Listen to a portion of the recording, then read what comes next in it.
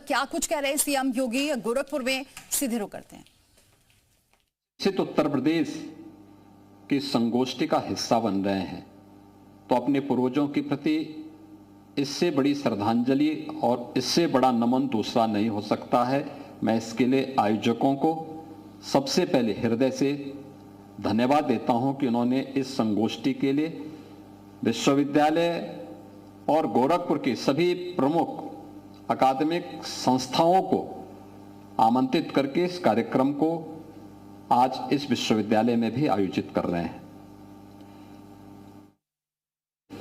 विश्वविद्यालय और गोरखपुर के सभी प्रमुख अकादमिक संस्थाओं को आमंत्रित करके इस कार्यक्रम को आज इस विश्वविद्यालय में भी आयोजित कर रहे हैं। आपने पिछले कुछ दिनों से बात सुनी होगी, हम लोगों ने अचानक मैंने अगस्त प्रथम सप्ताह में उत्तर प्रदेश विधानसभा और विधान परिषद में इस मुद्दे पर चर्चा हो, इसके लिए मैंने दोनों सदनों के जो पीठासीन अधिकारी थे, विधानसभा के अध्यक्ष और विधान परिषद के सभापति, इन दोनों से मैंने इस बारे में आग्रह किया था।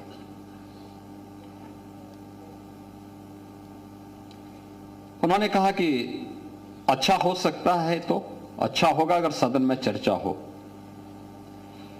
मेरे मन में एक बात थी कि प्रधानमंत्री जी ने 2022 में देशवासियों से कहा था कि हम देश की आजादी के 75 वर्ष पूरा कर रहे हैं, देश की आजादी का अमृत महोत्सव वर्ष हम मना रहे हैं, लेकिन 2047 जब ये देश अपनी आजादी के शताब्दी महोत्सव मना रहा होगा, हो सकता है उस समय बहुत सारे लोग न हो, लेकिन जो पीढ़ी आएगी वह हम सब को स्मरण कर सके कि हमारे पूर्वजों ने हमारे लिए एक ऐसा भारत बनाया है जो भारत हम सब की आशाओं के अनुरूप है, हमारी आकांक्षाओं की पूर्ति कर रहा है। उस भारत के निर्माण के लिए उस समय जो बातें प्रधानमंत्री जी ने कही थी, विकसित भारत की संकल्पना को आगे बढ़ाने के लिए कि हर भारतीय को विकसित भारत के लिए क्या करना होगा, पंच प्रण के साथ आगे बढ़ना होगा। ये पंच प्रण, उन्होंने कहा कि गुलामी के अंशों को सर्वथा समाप्त करना, गुलामी की मानसिकता को समाप्त करना। गुलामी के अंशों का मतलब गुलामी की मानसिकता को, अपने अंदर की हीन भावनाओं को दूर करना, विरासत का सम्मान करना, अपने पूर्वजों की परंपरा पर गौरव की अनुभूति करना,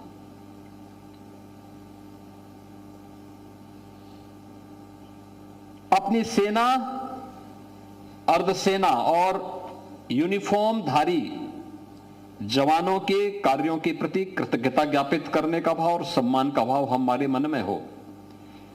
हम चैन की नींद इसलिए सोते हैं क्योंकि देश की सीमाओं की रक्षा करने के लिए हमारे देश के जवान सर्दी, गर्मी, बरसात की प्रवाह के बगैर सीमाओं की रक्षा करते हैं। हम चैन की नींद इसलिए सोते हैं क्योंकि पैरामिलिट्री या पुलिस का जवान 24 घंटे अपनी ड्यूटी पर मुस्तैद रह करके हमें सुरक्षा देने का कार्य करता है। उसके प्रति भी एक सम्मान का भाव और कृतज्ञता का भाव हमारे मन में होना चाहिए। यह देश गुलाम क्यों हुआ? क्योंकि विभाजित था। हमें फिर से विभाजित नहीं होना है।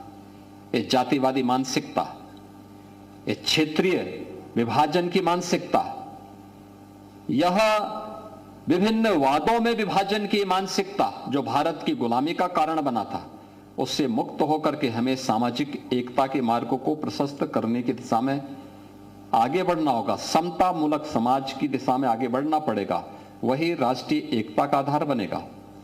और पांचवा जो उन्होंने बताया था वह नागरिक कर्तव्य। नागरिक अधिकारों की चर्चा सब करते हैं, हम कर्तव्यों की चर्चा कब करें?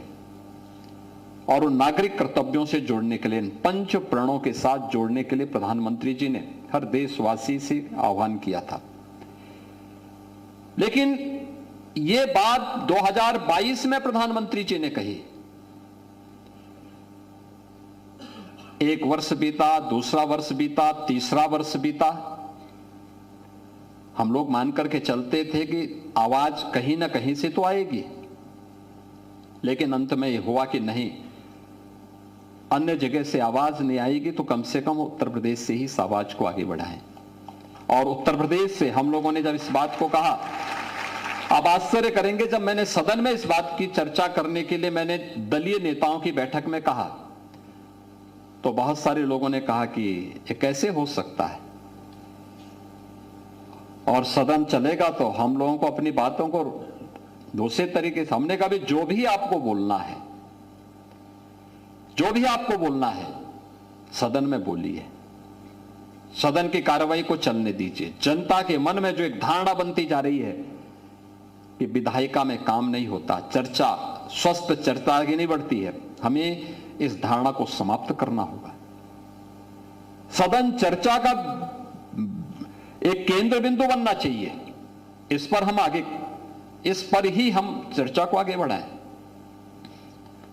तो पहले सहमति नहीं हो रही थी, मैंने कहा भी देखो, मैं चाहता हूं कि चर्चा केवल दिन में ही नहीं होनी है, एक बार जब चर्चा प्रारंभ हो तो लगातार चर्चा हो और प्रयास हो कि 24 घंटे तक सदन चले, रात्रि हो दिन हो।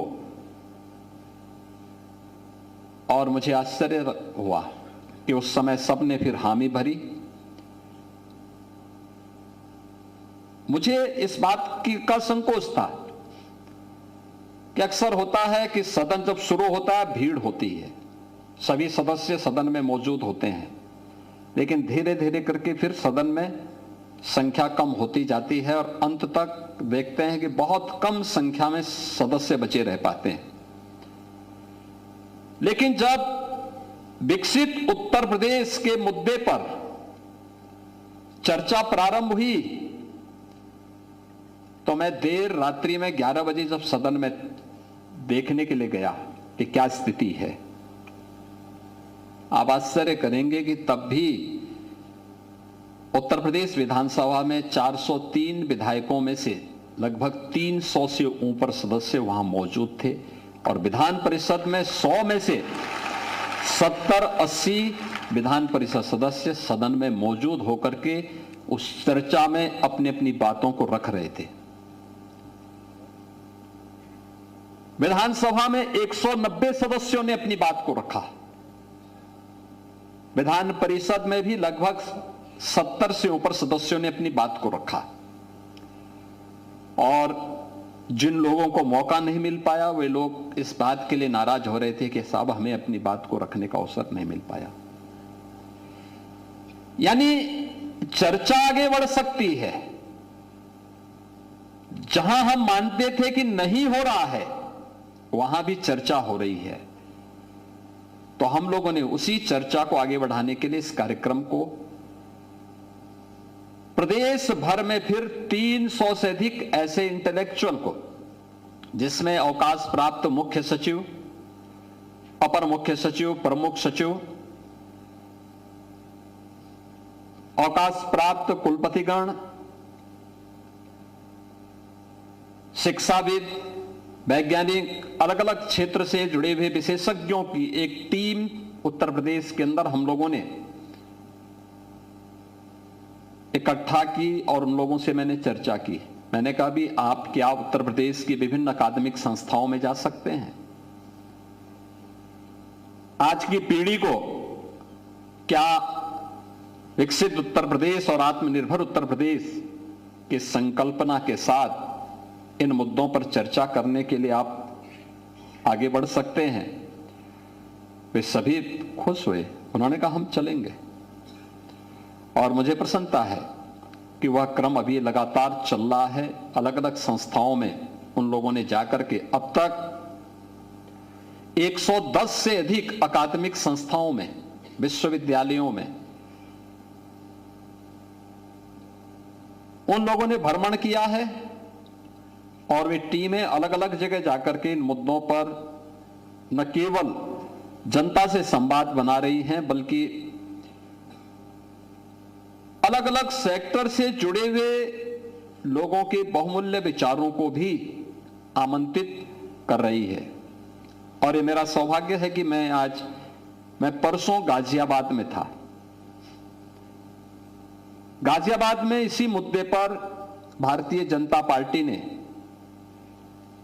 और वहां के कुछ उद्यमियों ने इसी प्रकार की एक संगोष्ठी रखी थी। आज मुझे इस संगोष्ठी का हिस्सा बनने के लिए गोरखपुर में आना पड़ा है और गोरखपुर में आज मैंने 2 संगोष्ठी रखी हुई हैं यहां पर। उसमें से एक मुझे विश्वविद्यालय में मौका मिल रहा है, एक सिटी में ही एक दूसरी संगोष्ठी में भी, जो विकसित उत्तर प्रदेश और आत्म उत्तर प्रदेश को लेकर के ही है, उस पर भी आज हम लोग चर्चा को आगे बढ़ाएंगे। महत्वपूर्ण यह है कि यह एक विषय चर्चा का विषय बन रहा है और मेरा यह मानना है विचार कभी मरता नहीं है। अगर विचार सामने आया है तो मूर्त रूप भी लेगा, अवश्य लेगा। और उसी विश्वास के साथ आज हम सब इस विषय को लेकर के आगे बढ़ रहे हैं। प्रधानमंत्री जी ने जब विकसित भारत की बात कही थी तो उस समय पंच प्रण के साथ उन्होंने 9 संकल्प भी देशवासियों के सामने दिए थे और वे बहुत छोटे छोटे हैं, जिसको हम सामान्य सी उसमें कह सकते हैं। हमारी दैनिक दिनचर्या के हिस्से किसी न किसी रूप में बनते हैं, जिसमें उन्होंने कहा था कि हमें जल के संरक्षण की दिशा में कार्य करना चाहिए, पानी बचाने का प्रयास करना चाहिए, जितना हो सके उतना ही खर्च करें। यानी अगर सरकार दे रही है तो हम जितना खर्च कर लें उतना नहीं। ये भी अपने आप में एक अपराध की श्रेणी में आता है जब हम फिजूल खर्ची करते हैं। तो जल संरक्षण, दूसरा पर्यावरण की दृष्टि से एक पेड़ मां के नाम, हर व्यक्ति कम से कम एक पेड़ जरूर लगाए और जिसको लगा रहे हैं उसका संरक्षण भी करें। तीसरा स्वच्छता का मिशन, स्वच्छता के बारे में इस क्षेत्र के से अच्छा और कोई उसकी ताकत नहीं पहचानता। इंसेफ्लाइटिस से जो मौतें होती थी उसका मुख्य कारण गंदगी था। आज गंदगी मुक्त हुआ, इंसेफ्लाइटिस समाप्त हो गया। हजारों मौतें होती थी इंसेफ्लाइटिस से। उत्तर प्रदेश में 1977 से 2017 तक 50,000 बच्चों की मौतें हुई हैं और 17 के बाद जब सरकार ने अपनी फोकस कार्रवाई को आगे बढ़ाया, परिणाम है इंसेफ्लाइटिस पूरी तरह समाप्त हो गया। आज इंसेफ्लाइटिस से कोई मौत नहीं होती है। यानी एक ऐसी बीमारी को नियंत्रित किया जा सकता है जो लोगों के लिए असाध्य थी, लेकिन वह नियंत्रित हो गई। स्वच्छता उसका एक महत्वपूर्ण कारक था। आत्मनिर्भरता की बात हम कर रहे हैं। आत्मनिर्भरता के लिए वोकल फॉर लोकल, यानी स्वदेशी मॉडल को हमें अपनाना पड़ेगा। हां, समय के अनुरूप उसकी डिजाइन में, उसकी टेक्नोलॉजी में परिवर्तन होगा।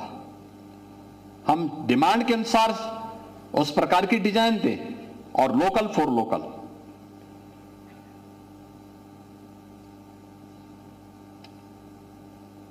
पांचवा, देश दर्शन। हम घूमने के लिए जाते हैं विदेशों की ट्रिप की बजाय अगर अपने ही देश के अंदर हमें स्पिरिचुअल टूरिज्म में जाना है तो क्या हमारी तीर्थ यहां पर हैं, 4 धाम यहां पर हैं, 51 शक्तिपीठ यहां पर हैं, 12 ज्योतिर्लिंग यहां पर हैं, सब कुछ तो यहां पर हमारे हैं।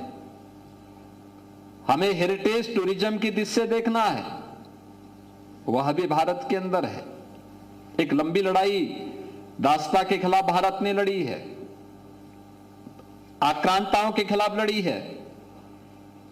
हमें को टूरिज्म के लिए देखना है तो भारत से अच्छा कहां है? फिर हम बाहर क्यों भागना चाहते हैं? अपने ही देश में अपना पैसा अपने ही देश में खर्च करिए। नेचुरल फार्मिंग को बढ़ावा देना, यानी नेचुरल फार्मिंग, ये जितनी भी केमिकल फर्टिलाइजर की, पेस्टिसाइड की साइड इफेक्ट हैं, कैंसर के रूप में, किडनी फेल्योर के रूप में, और भी तमाम प्रकार की बीमारियों के रूप में जिस रूप में देखने को मिल रही हैं, एक अनुमान है कि आने वाले कुछ समय के बाद भारत यानी मधुमेह का एक बहुत बड़ा वो बनने जा रहा है। इससे बचने के लिए संयमित और नियमित दिनचर्या, और इसके लिए खान पान से लेकर के हर एक उसको हमें व्यवस्थित करना पड़ेगा अभी से। और इसके लिए नेचुरल फार्मिंग लागत को भी कम करता है, उत्पादन को भी उससे बेहतर बनाने में और स्वस्थ दिनचर्या के लिए एक स्वस्थ भोजन की व्यवस्था के साथ आपको जोड़ता है। हेल्दी लाइफ स्टाइल को अपनाना, यानी समय पे जगना, समय पे उठना, योगासन करना, मॉर्निंग वॉक के साथ निकलना, ये सभी कार्यक्रमों के साथ जोड़ने की कार्रवाई। 8वां, योग और खेल के जीवन में लाना, और 9वां, किसी न किसी नेशनल मिशन के साथ जुड़ करके गरीबी हटाने के साथ, किसी गरीब की सहायता के साथ, किसी दिव्यांग की सहायता के साथ, किसी महिला की सहायता के साथ, किसी निराश्रित बच्चे की सहायता के लिए अपने आप को समर्पित करना। और इन सभी कार्यों के साथ अगर हम इन 9 संकल्पों को अपने जीवन का हिस्सा बनाते हैं तो आप देखेंगे हम आधारशिला तैयार कर रहे हैं विकसित भारत की। पंचप्रण के साथ 9 संकल्प जो हमारे दैनिक जीवन के हिस्से हैं, जो हमें उस प्रक्रिया का हिस्सा बनाती है, वह अत्यंत महत्वपूर्ण है। और इसकी शुरुआत मैं करना चाहूंगा अपने और दुनिया के सबसे पुराने महाकाव्य रामायण से। देखिए, हर देश का अपना एक कैरेक्टर होता है, उसका अपना एक नेशनल कैरेक्टर होता है। आप दुनिया के अंदर कहीं भी जाएंगे, फ्रांस में जाएंगे, कला के प्रेमी मिलेंगे। आप जर्मनी में जाएंगे, टेक्नोलॉजी के प्रति उनका उतना ही बड़ा आग्रह होगा। आप ब्रिटेन में जाएंगे, उनके मन में व्यवसाय के प्रति उतना ही बड़ा आदर का भाव होगा।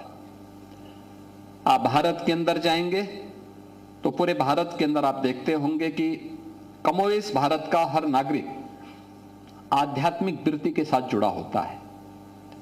किसी न किसी रूप में उसके मन में यह भाव होता है, क्योंकि हर एक का अपना एक नेशनल कैरेक्टर है और यहीं से शुरू होता है। रामायण महाकाव्य वो रचते समय महर्षि नारद से यही प्रश्न वाल्मीकि करते हैं। उन्होंने कहा कि प्रश्न यही कहा, यही प्रश्न उन्होंने उनसे कहा कि चारित्रेण च को युक्त, यानी चरित्र से युक्त कौन वह व्यक्ति है जिस पर मेरी लेखनी चल सके। चरित्र से युक्त कौन है, यानी उन्होंने एक चरित्रवान व्यक्ति को ही कहा कि वही सब कुछ है। और ये नेशनल कैरेक्टर ने हर एक देश को अपनी एक पहचान दी है। उस देश के अनुरूप वह विकसित हो, वो अपने अनुरूप अपनी भूमिका तैयार कर सकता है।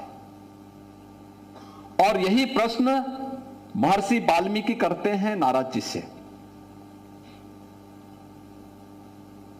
कि कौन ऐसा व्यक्ति है जो चरित्र से युक्त है, चरित्रवान है और जिस पर मेरी लेखनी चल सके। और यही था उनका कि चारित्र्येण च को युक्त। और उनके प्रश्न का जवाब भी उन्हें मिल जाता है और फिर वे आगे लिख पढ़ते हैं कि रामो विग्रहवान धर्म, यानी राम ही धर्म के प्रतीक हैं। यानी मनसा वाचा कर्मणा, किसी में वे सब गुण हैं, जो बोलते हैं वही करते हैं और जो करते हैं वही बोलते हैं, तो केवल राम हैं। और राम को आधार बना करके उन्होंने दुनिया का आदि महाकाव्य रचा था। रामायण, भगवान राम पर जितने भी ग्रंथ लिखे गए हैं भारत के अंदर, दुनिया के अंदर, किसी भी भाषा में, उनका सबसे जो महत्वपूर्ण आधारशिला है वह वाल्मीकि रामायण है। वाल्मीकि रामायण ने उसकी आधारशिला रची और इसकी शुरुआत केवल इस प्रश्न से प्रारंभ होकर के और दुनिया के सर्वश्रेष्ठ महाकाव्य के रूप में उन्होंने दुनिया को एक ऐसी मौलिक कृति दी जो हर देश, हर काल और हर परिस्थिति में लोगों का मार्गदर्शन करती है। और उसी रामायण में भगवान राम जब चरित्र की चर्चा करते हैं तो अपने चरित्र की चर्चा करते करते हुए इस बात को कह उठते हैं कि देखो भाई, दो प्रकार के मनुष्य होते हैं। एक वे मनुष्य जिन्हें हम सामान्य मनुष्य कह देते हैं, जो जैसे तैसे अपना जीवन गुजर बसर करता है, वो जैसी स्थिति होगी जहां लेके चले जाओ, जिसको आप लकीर का फकीर कह सकते हैं। और दूसरा धीर, गंभीर, चरित्रवान व्यक्ति जो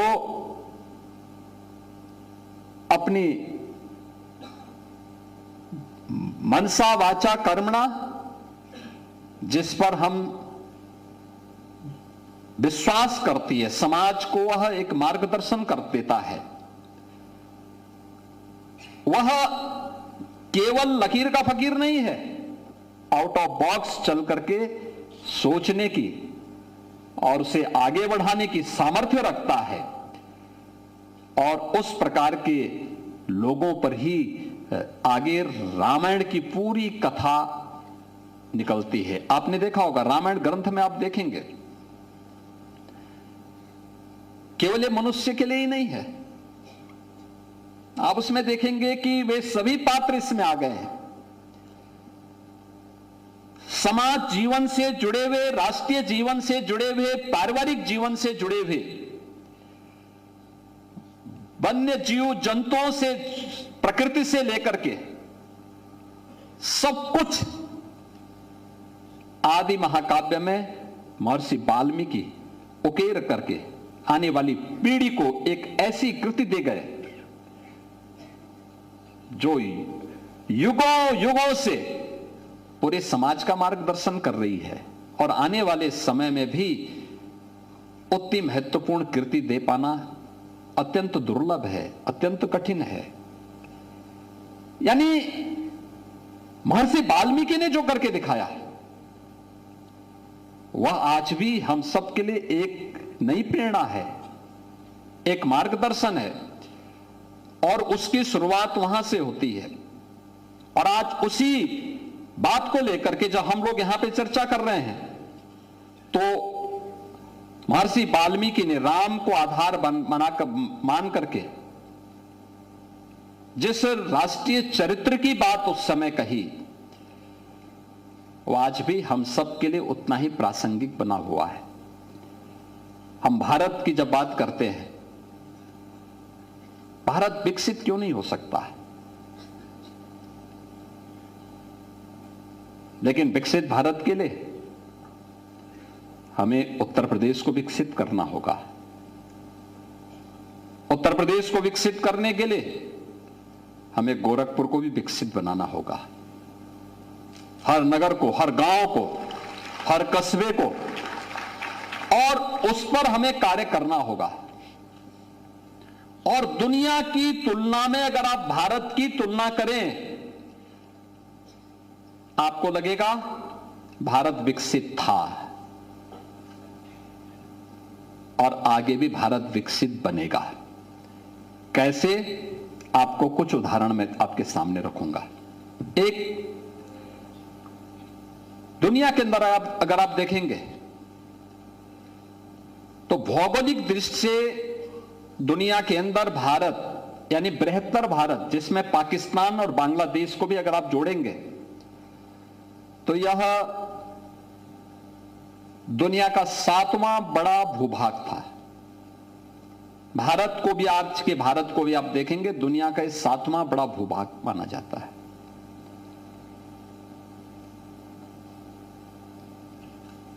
अगर क्षेत्रफल अगर आप देखेंगे तो भारत, बृहत्तर भारत का मतलब मैं पाकिस्तान और बांग्लादेश को भी उसके साथ जोड़ रहा हूं, जिसमें भारत यानी बृहत्तर भारत में 42 करोड़ 35 लाख हेक्टेयर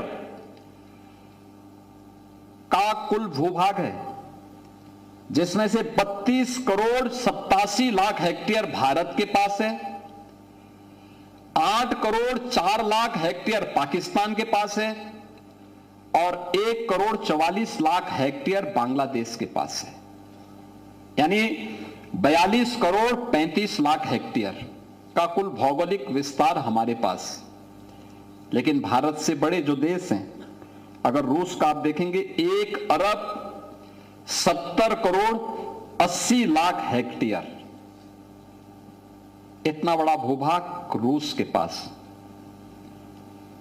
चीन के पास 96 करोड़ हेक्टेयर, अमेरिका के पास 93 करोड़ 60 लाख हेक्टेयर, कनाडा के पास 92 करोड़ 20 लाख हेक्टेयर, ब्राजील के पास 85 करोड़ 10 लाख हेक्टेयर, ऑस्ट्रेलिया के पास 78 करोड़ 60 लाख हेक्टेयर। यानी ये मैंने क्रमिक रूप से बताया, रूसी संघ का, उसके बाद चीन का, फिर यूएस का, फिर कनाडा का, फिर ब्राजील का, फिर ऑस्ट्रेलिया का। ये वे भूभाग हैं जो भारत से बड़े हैं। यानी ये भूभाग भारतवर्ष से बड़े रहे हैं और बड़े हैं। क्षेत्रफल की दृष्टि से, भौगोलिक दृष्टि से भारतवर्ष से काफी बड़े हैं।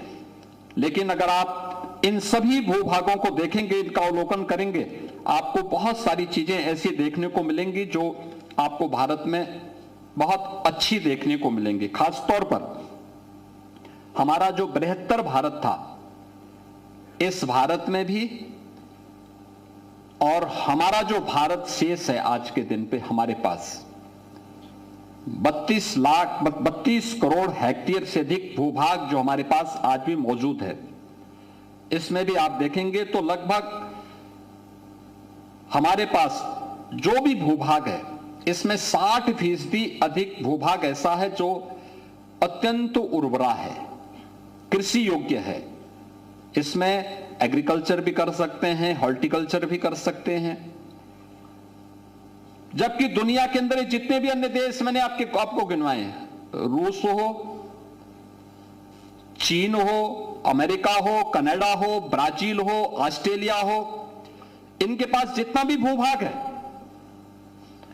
उसमें से बामुश्किल 20% भूभाग ऐसा है जो कृषि के लिए, हॉर्टिकल्चर के लिए उपयोग में आ सकता है। यानी भारत का 60% भूभाग और उनका केवल 20% भूभाग कृषि योग्य है, खेती किसानी के योग्य, उसको लोग बना सकते हैं। भारतवर्ष में अगर आप देखेंगे 19 करोड़ हेक्टेयर क्षेत्र कृषि योग्य है, जिसमें 16 करोड़ हेक्टेयर केवल भारत के पास आता है। और अगर आप इसकी तुलना अमेरिका से करेंगे तो अमेरिका के पास केवल 17 करोड़ हेक्टेयर भूभाग ऐसा है जिसमें आप केवल खेती बाड़ी कर सकते हैं। रूस के पास उससे भी कम है, 12 करोड़ हेक्टेयर। चीन के पास 12 करोड़ हेक्टेयर। ऐसे ही बाकी अन्य देश हैं जिनके पास बहुत कम भूभाग है, जिसमें वे खेती बाड़ी कर सकते हैं, अपनी खेती कर सकते हैं। उनकी मैकेनाइज आबादी कम है, चाहे वह मैकेनाइज खेती हो, चाहे वह कोई भी खेती हो, वे अपने तरीके से वहां पर करके उन्होंने, जो भी भूभाग उनके पास है उसमें उन्होंने तकनीक का बेहतर उपयोग किया है, लागत को कम करके उत्पादन को बढ़ाने में सफलता प्राप्त की। अगर आप इस सब की तुलना कर देखेंगे कि भारत विकसित था, तो हर व्यक्ति इस बात को कह सकता है कि हां, ऐसे ही थोड़े सोने की चिड़िया भारत को कहते थे,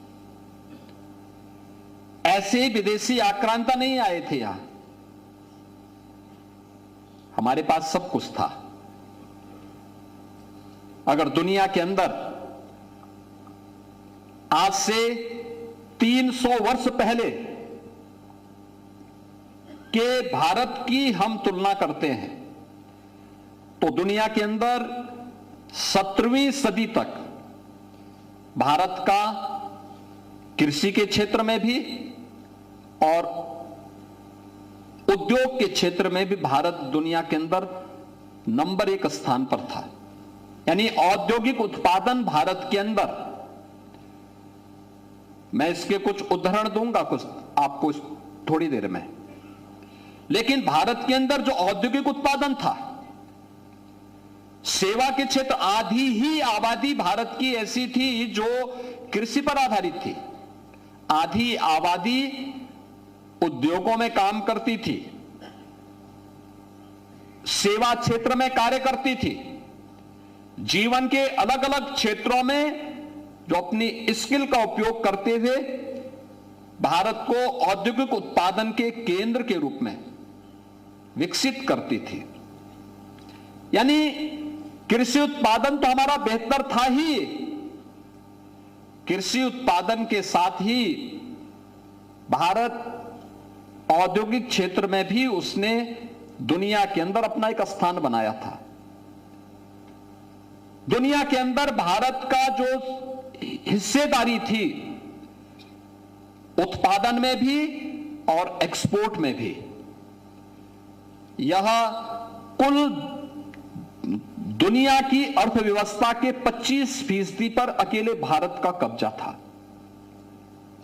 भारत दुनिया की नंबर 1 की अर्थव्यवस्था के रूप में स्थापित था। 25% अर्थव्यवस्था पर भी भारत का अधिकार था। लेकिन सन 1800 ईस्वी आते आते भारत की क्षमता कम होती गई। उद्योग धंधे ब्रिटिश कालखंड में बंद होते गए। इनका स्थान लोगों ने खेती की तरफ रुख किया। 50% से खेती की तरफ चलते चलते 80% तक लोग खेतीबाड़ी की तरफ जाने के लिए मजबूर हुए, क्योंकि उद्योग धंधे बंद होने लग गए। यहां के हस्तशिल्पी कारीगरों को प्रोत्साहित किया गया, उनको प्रताड़ित किया गया, उनके सामने आजीविका का संकट खड़ा हुआ, उन्होंने खेतीबाड़ी की तरफ रुख किया। परिणाम था कि धीरे धीरे करके उद्योग जगत से एक साम्यता होती है कि जब उद्योग में प्रोडक्शन हो, आधी से अधिक आबादी उद्योग में लघु, मध्यम और भारी उद्योगों में कार्य करने वाली हो और आधे से कम आबादी कृषि पर निर्भर हो, तो विकास के नित नए प्रतिमान को स्थापित करते हुए देश आगे बढ़ सकता है। जब हम केवल एक तरफा हमारा सब कुछ केवल खेतीबाड़ी पर निर्भर हो जाएगा, तो कितना उत्पादन करेंगे आप? उसका दाम नहीं बढ़ेगा, क्योंकि मार्केट का नियम तो डिमांड एंड सप्लाई के नियम पर ही आधारित होगा। डिमांड कम है, सप्लाई ज्यादा करेंगे, दाम कम हो जाएगा, दाम लागत भी नहीं मिलेगी। और यही होता गया। धीरे धीरे करके देश भूखमरी की तरफ गया, अनेक अकालों का सामना करना पड़ा। परिणाम है करोड़ों लोग मरे, कोई पुरसा हाल नहीं था, कोई पूछने वाला नहीं था। बीमारी से व्यक्ति तब मरता है जब पेट में दाना न हो, भूखमरी का शिकार हो। तमाम प्रकार की बीमारियां तब ग्रसित करती हैं, और यही तमाम प्रकार की बीमारियों ने अकाल के कारण भारत की एक बड़ी आबादी को निगल लिया था। यह भारत के साथ त्रासदी लगातार बनी रही।